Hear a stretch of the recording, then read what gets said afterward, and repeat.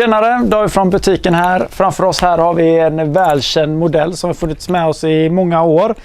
Rustler-serien. Och detta har ju varit en go-to-skida för väldigt många skidåkare genom åren. Det man har gjort nu då är en liten ny tappning på Rustler. Man har gjort den lite fartstabilare, lugnat ner de här kurvorna, både camber och tip och tail rocker, så de har blivit lite mindre. Och man har stärkt upp skidan lite mera så den blir ännu fartstabilare.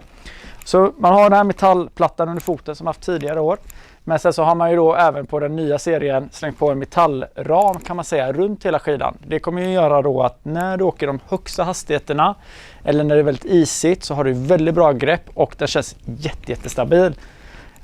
Men med tanke på att det bara är metall runt skidan och inte i mitten så blir den ändå ganska lätt i nosen, så den är väldigt lättåkt och ganska lätt att manövrera när det kommer till skogsterräng i och med att det finns inte så mycket vikt i toppen och inte tailen för den delen heller.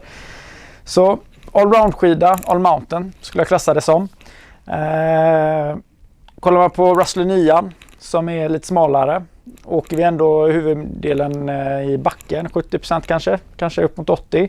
Och prioriterar backen men vill få det här goda bärkraften när det väl kommer 20 cm lösning. Då ska vi absolut ut och ha otroligt roligt.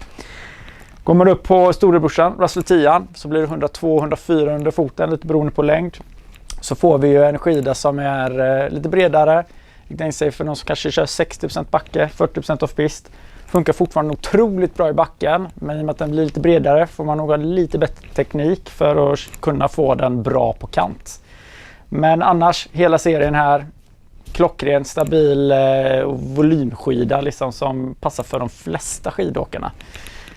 Skulle det vara så att du har några funderingar om de nya Rustler-skidorna, tveka inte på att slå oss en signal eller kom in till butiken så ser vi om de här skulle kunna funka för dig.